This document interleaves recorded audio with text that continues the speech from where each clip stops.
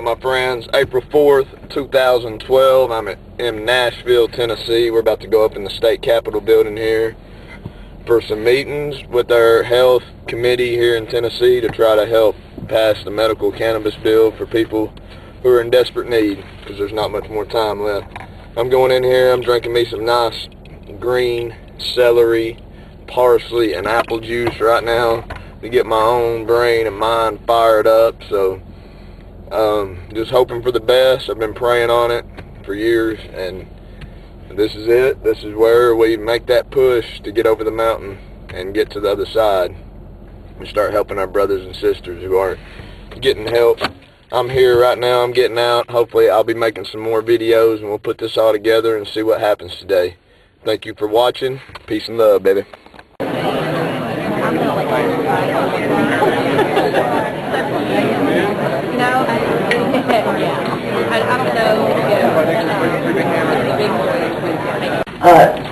The bill before us would introduce a safe access to medical cannabis program in the state of Tennessee. It is very specific. It has in it regulations that would ensure its safety and its strictness in terms of who gets it. We define who can produce the product, how the product is processed, and then how the product is distributed.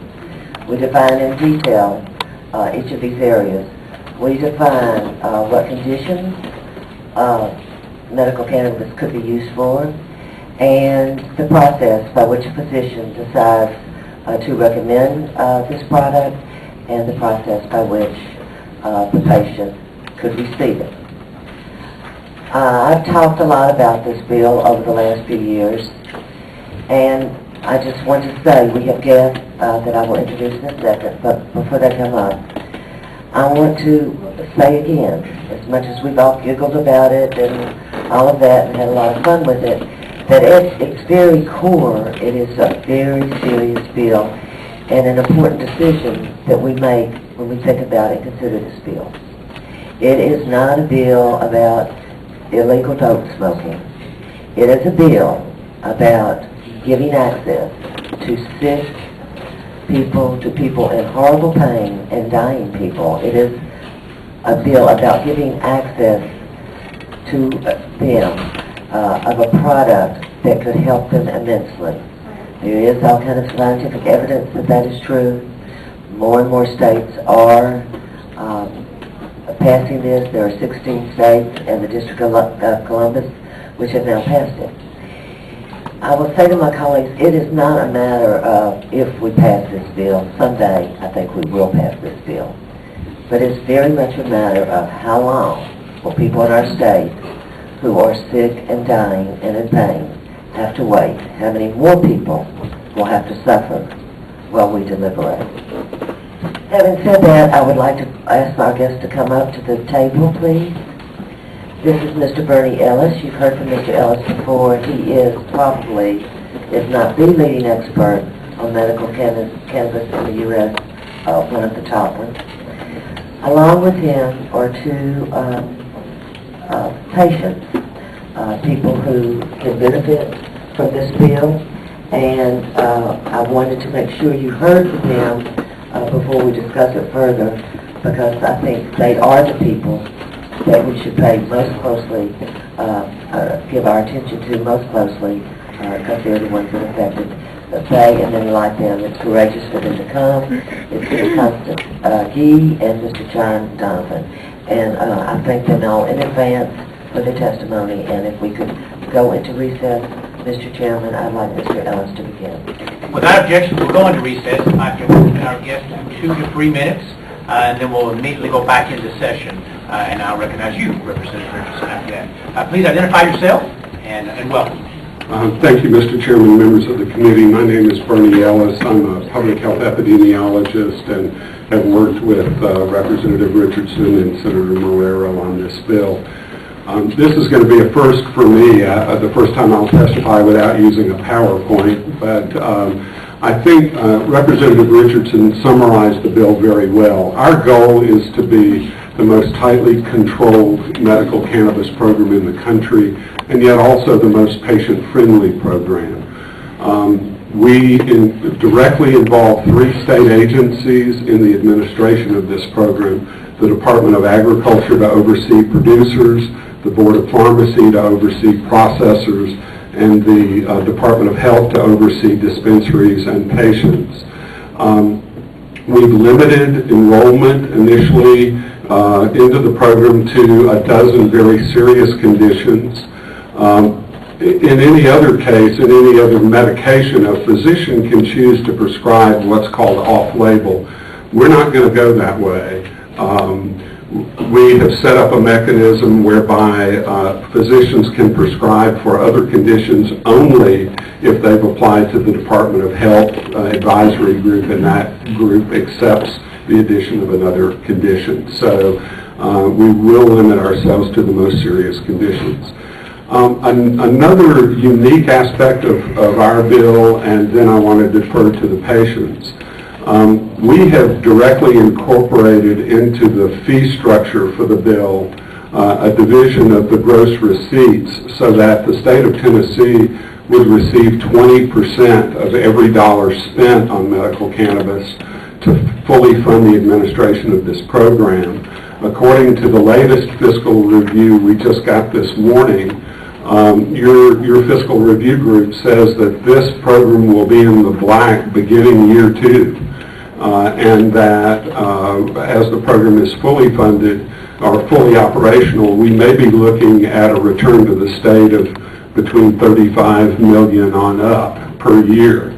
That's certainly a lot more money than it would take to administer the program.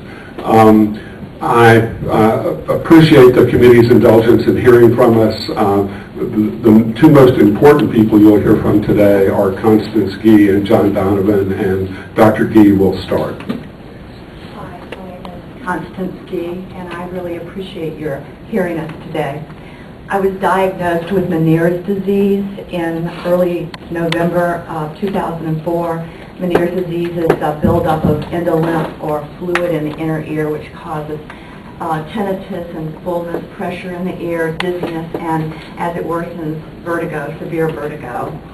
There's no known cure for Meniere's disease. My symptoms grew increasingly worse over the months, and by early February, I was having what you call drop attacks, where it's just all-out vertigo, where all of a sudden, without warning, the room begins to shift and you're down on your stomach, and the vertigo is so bad you can't lift your head up off the floor to throw up. And I was lying there for hours on end, convulsing and vomiting. I lost an enormous amount of weight. I had my own, I couldn't eat anything, I couldn't hold anything down.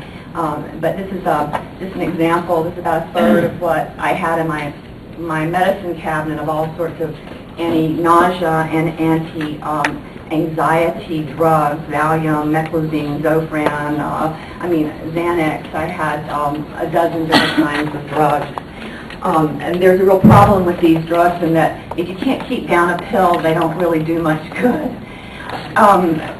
When a friend from out of state came to visit me and brought me a small pen of marijuana and a little pipe, and so I began to, on occasion, take a hit or 2 of cannabis, and my nausea would go away within a minute. Also, the anxiety would be decreased, the depression would be alleviated somewhat, and probably best of all, I could actually eat something. And if you can't take any nourishment in your body, you can never get any better. So being able to eat a little something was a great thing. I ultimately had 2 surgeries which left me deaf and without balance function in my left ear. I personally paid a very high price for the relief that marijuana brought to me. And I would like to beseech you to please pass the Safe Access Act so that seriously ill Tennesseans won't be treated as criminals. Thank you. Hi, I'm John Donovan. I was diagnosed with rheumatoid arthritis in April of 2001. Shortly after that time, I began to use cannabis to help with the disease, with the pain and the nausea and that. But I'm going to try and condense, guys, a 10-year story basically into 3 minutes, so you'll have to bear with me here.